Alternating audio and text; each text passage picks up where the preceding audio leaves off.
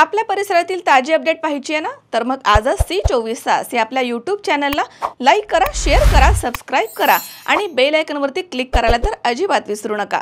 9 रात्री 9 दिवस उपवासासाठी सर्वोत्तम निवड कॅमल सुपरफाइन साबुदाणा 1 किलो आणि अर्धा किलोच्या पॅकमध्ये उपलब्ध। ओबीसी आंदोलनाचे नेते लक्ष्मण हाके यांच्या वाहनावरती हल्ला झालाय। अहिल्यानगर जवळ असणाऱ्या अरणगाव बाह्यवळण रस्त्यावरती लक्ष्मण हाके यांच्या वाहनावरती अज्ञात तरुणांनी हल्ला केलाय। पाथर्डी तालुक्यातील दैत्य नांदूर इथे ओबीसी एल्गार सभेसाठी लक्ष्मण हाके जात होते। दुपारी 2च्या दरम्यान ही सभा होणार आहे। हल्ला झाला त्यावेळी लक्ष्मण हाके यांच्यासोबत पोलीस बंदोबस्त होता। अहिल्यानगर इथे वाहनावरती झालेल्या हल्ल्यामध्ये लक्ष्मण हाके यांना काहीही झालं नाहीये, पण मोठ्या प्रमाणात तणावाची परिस्थिती निर्माण झाली होती। लक्ष्मण हाकेंची पाथर्डी इथे सभा आहे। पुण्यावरून लक्ष्मण हाके सभेसाठी पाथर्डी इथे चालले होते आणि तेव्हाच मध्येच रस्त्यावरती हल्ला झाल्याची माहिती मिळाली आहे। हल्ला करणाऱ्या 3 जणांना पोलिसांनी ताब्यात घेतले। तालुका पोलीस स्टेशनमध्ये गुन्हा दाखल करण्याची प्रक्रिया सुरू आहे, अशी माहिती पोलीस अधीक्षक सोमनाथ घारगे यांनी दिली आहे।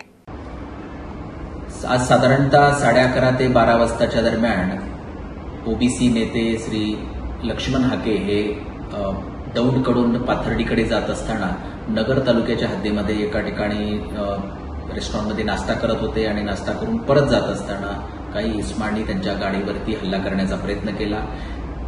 त्यांच्यासोबत असणाऱ्या पोलिसांनी त्यांना सुखरूप त्या ठिकाणाहून बाहेर काढलं आणि जे हल्लेखोर आहेत त्यापैकी 3 जणांना पोलिसांनी ताब्यात घेण्यात आलेलं आहे। नगर तालुका पोलीस ठाण्यामध्ये गुन्हा नोंद करण्यात येत आहे।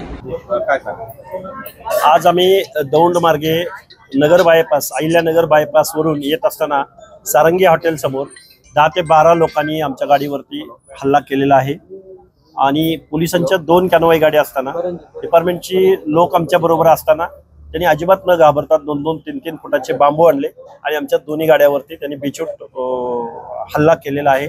एक 10 सेकंद जरी आम्ही कमी जास्त झालो असतो तर ते आमच्या डोक्यात पडले असते, एवढं मी तुम्हाला निश्चित सांगतो। आतापर्यंत 9वा आजपर्यंतचा माझ्यावरचा पर्सनल 9वा हल्ला आहे आणि माझा जो सहकारी माझ्याबरोबर जो आंदोलनात होता त्याचे दोन्ही हात फ्रॅक्चर करून डोक्यावरती त्याच्या टाके पडलेले आहेत, पाय फ्रॅक्चर झालेला आहे आणि तो आता हॉस्पिटलमध्ये आहे परभणीच्या।